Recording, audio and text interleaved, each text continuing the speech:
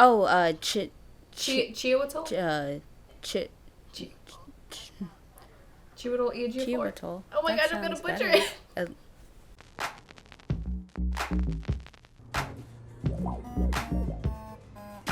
Hey guys, welcome back to the channel. We are CineChix. I'm Christina.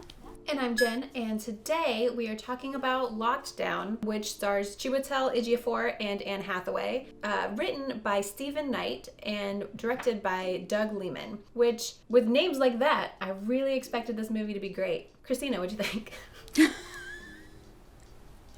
I mean, I thought the movie was fine for the fact it was shot during pandemic. There is actually a lot of people in this cast. And I do that because of the fact that a lot of the extras in the cast are just people who happen to live in the area that they were already shooting in because they couldn't have a big set. I mean, it's not my experience being in a relationship in lockdown, but it definitely shows how traumatic it could be to be stuck with someone that you don't want to be stuck with, and how that whole situation goes. And I think that, I mean, I don't too much mind it, but a lot of us don't really want to be reminded that we're in a pandemic. So when movies come out that have pandemic in it, that heavily acknowledges it. But I think this movie, one of the things that it does do a good job of is making it kind of normal life. It didn't feel it felt normal, like him going to the store and she's like, oh, you got your mask, stuff like that. That felt normal. Not normal, but our new normal. It felt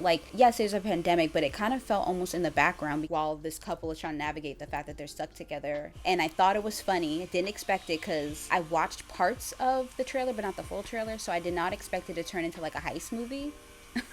I don't know. I don't feel like anything about it stuck with me compared to Promising Young Woman. I guess that probably was my mistake. I watched it after that. Well, I watched it before I watched Promising Young Woman. Oh, well. And, didn't like it. Oh, okay. So it's not just because this movie just didn't impact me. I don't know. I guess the movie's okay. It was definitely okay. It's not something that I'll ever watch again. And the fact that it started filming in September of 2020 and it's already out. So they did everything super, super fast. They filmed it all within 18 days. And in October, they added 5 new people into the cast.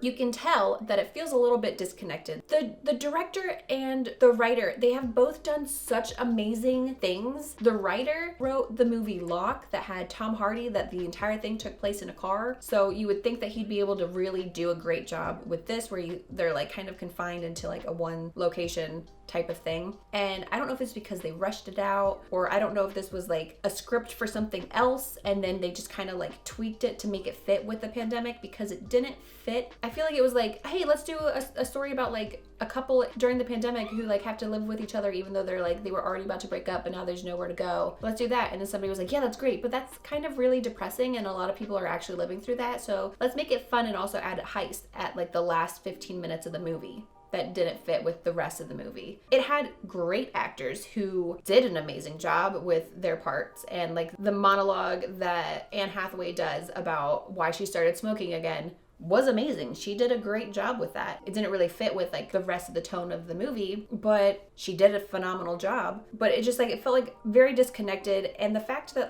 was filmed during a pandemic, but you have people showing up to the house delivering stuff not wearing a mask, that's weird. They're not sanitizing their stuff when they go to the grocery store, that's weird. If you're gonna make it be in the pandemic, utilize the fact that we're in a pandemic and do that. Christina mentioned that the people that worked at Harrods were actual workers at Harrods. Why were they not wearing a mask? That was a lot of people to be around not wearing a mask. Even though I get it, you're on a set, so maybe they all got COVID tested and whatever, but it still made me uncomfortable. I was anywhere you go, you have to wear a mask. And they were just 50 people in that place not wearing a mask, and they'd wear a mask for a second and then take it off. I'm what's the point of that? I know that you just don't want to cover up your actors' faces because that's annoying, but this was filmed during COVID with a lot of people and no one's wearing masks, and it was weird. But also they acknowledged a lot that COVID's going on, so it's not they're trying, it's a movie where there's no COVID that exists. And right. you know, so Right. obviously no one's going to wear masks. This takes place in the UK. I've had to talk to like our counterparts in the UK, and she's talked about how like everything is shut down and like everybody has to wear a mask and like all that stuff. So I'm like, okay, it's not just like here that everybody's having to wear a mask. Like that should be how it is there too. And the fact that it was actual workers not wearing a mask, that just makes it even more mind-boggling to me, that it wasn't even like they were just extras that were actors. They were just not wearing a mask at work. It's weird. Some of the parts, I understand that in the UK, they really did every night. They would go out and like bang their pots and pans for the healthcare workers, which is great. But then the way they do it in the film seems like it only happened one time, and she like is having a crazy moment where she literally looks like a crazy woman, and she like grabs her pans and then she's just like banging them together, being all like weird kooky. And I'm like, where did this come from? And not only that, but you don't see any healthcare workers. It's not like they filmed this during the actual time of doing that. Like you could have done it, but you didn't. The heist felt so out of place, and it wasn't even like a real heist. It was just like they just go in and then they like tell on it. It was a lot. Going back to your point about the healthcare workers, the only thing that they do is at, I would say, mid-credit, that I happened to catch it. It says the movie's dedicated to healthcare workers. Well, nice. But you would know that because they have that one random scene. And honestly, I don't even know what they were doing it for. I'm not sure why they felt the need to dedicate the movie to healthcare workers. They wanted to give £1 million to the healthcare workers. Oh, that still seems weird. It was weird. This whole movie was weird. It didn't fit. It was like two different movies meshed together. They were gonna break up before the pandemic even happened, and spoiler alert, because of the movie and because of the heists, they don't break up. And I'm just like, it's like the heist saved their relationship. even though it was a dumb heist that wasn't even a real heist, and they just walked in and did her job, and walked out. It was way too easy of a heist. It was just dumb. Guys, I was super disappointed. And I will say, I feel like a lot of movies these days are getting unwarranted great reviews, and this movie is not. And I'm very happy that it's actually being reviewed for what it is. And it's got like a 40% on Rotten Tomatoes. That's pretty accurate. You could watch it and be like, oh yeah, this is like, it's got really great actors.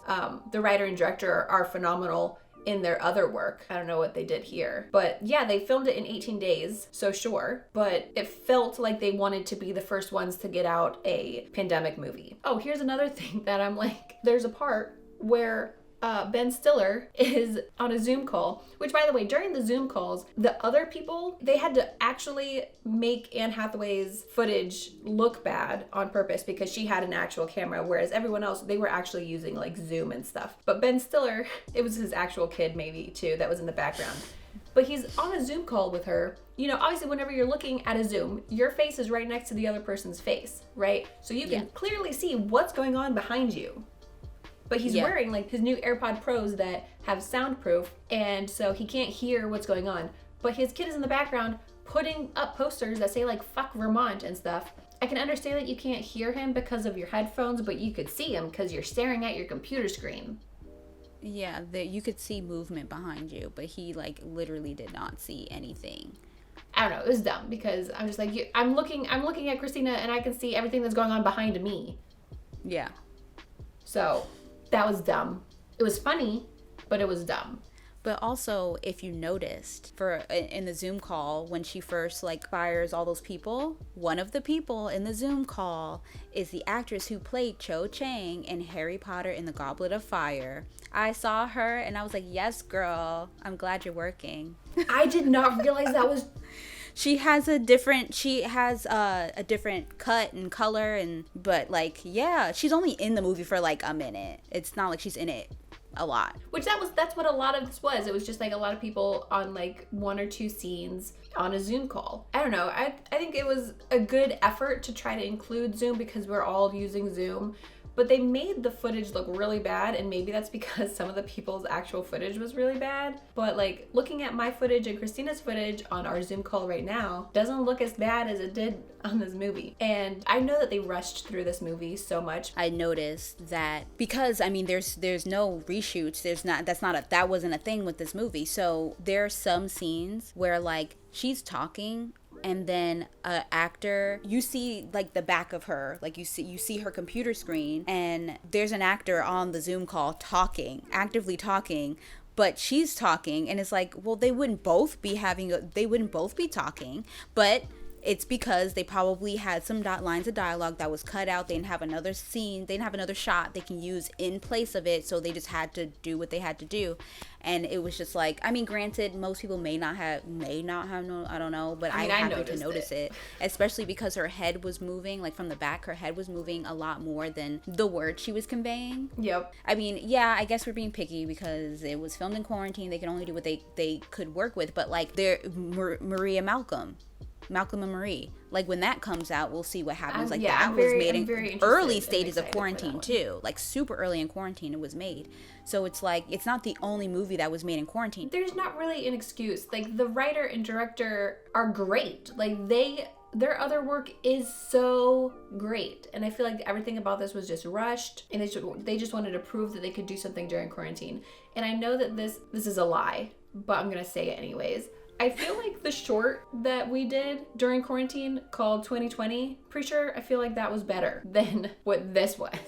And I'm like, we did it with one person behind the camera, basically 2 actors with like a few people sprinkled in. You don't need to do a lot to make a good thing. And I feel like maybe that's where they went wrong, is because they were confined. They thought that they needed to add more people on Zoom, or they needed to add more aspects that they really didn't need to. And the writer, Stephen Knight, like I said, he wrote Locke, which the entire movie takes place inside a car. And Tom Hardy is just taking phone calls like the whole time. That was more interesting and a better, well-rounded story than this. I know that they had a lot more time to like do it, but I'm just like, you've worked in small confined spaces before. I feel like they just rushed this out. I would have been way more satisfied with a storyline with the couple like having trouble, but also the fact that they sprinkled in the fact that the brother's girlfriend or wife, whatever she is, like messed around with Anne Hathaway. You should have gone back to that. Yeah, I would have rather saw like, okay, what happened with that? How is that going to break down like the whole, because they're family, and clearly there's something with the brothers, because he's always saying, I'm your half brother, I'm your half brother. I have half brothers, and I've never been like, you're my half brother. Like I've never said that. So there must be some animosity somewhere,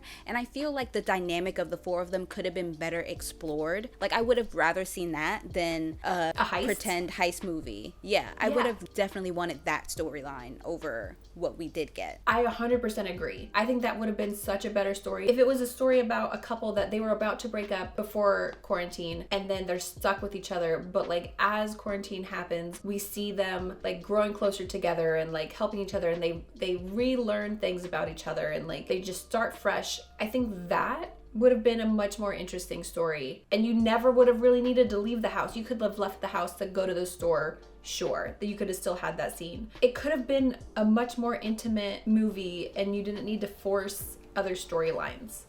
Yeah. Because even Steven, he'd look up and be like, wait, what is happening? Why is he getting a different ID? They put so much into this that I'm like, that was unnecessary. It did not move the story along, and it just makes the audience like confused. Like I was like, it could have been good, and unfortunately it wasn't. And I would recommend, if you want to see it and pick it apart, but don't go into it thinking you're going to have a great movie, because I'm never going to watch it again. Which sucks, because I feel like the characters were fine. I feel like the actors were great. Yeah. It's just the story overall. They just tried to do too much to feel different. And it's like, you gave us the same movie that we could have gotten out of quarantine, in quarantine, but didn't do anything better about. Like, it was nothing. You gave us a terrible heist movie, apparently a heist movie, and there was nothing different about it other than we are in a pandemic. That's it. Which you couldn't ignore realistically because of the fact that we were still living it. And I'm pretty sure the UK was probably in their second lockdown around that time. So like, there's no pretending like we're not in a pandemic at that point. So, you know, I don't know. I feel like they should have like leaned into the pandemic a bit more. It felt half-assed that like nobody was wearing a mask, and then you take off the mask, so what's the point of the mask? And like, you would have been wearing like gloves and stuff, especially during the heist.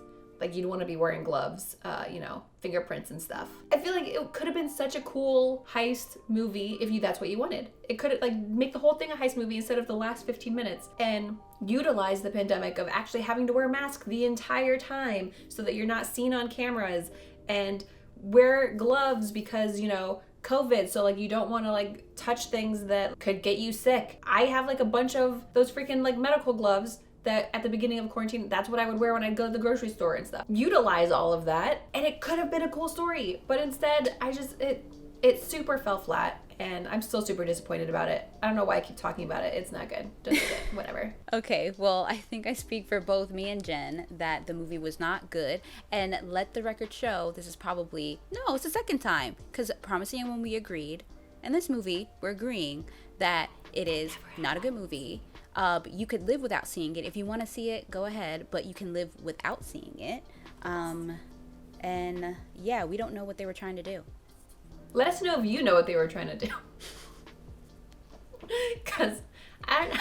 All right, guys. Let us know in the comments if you've watched it, if you're gonna watch it, what you thought of it. Please be sure to like this video. I've recently found out that like if you like it, that means more than subscribing, because if you like it, then that means that YouTube will share it more. So make sure you like it. Did I mention that you should like it? Just like it. But also subscribe, because your cursor's already there, so you might as well like it and then like go over like a centimeter and just subscribe. Click it. Might as well do both. Yeah, and if you want, like, leave a comment, because comments are cool. We write back. We'll it's right there. If you go an inch down, it's right there. So I mean, you might as well do that too. All right, cool. Till next time. Bye. Bye.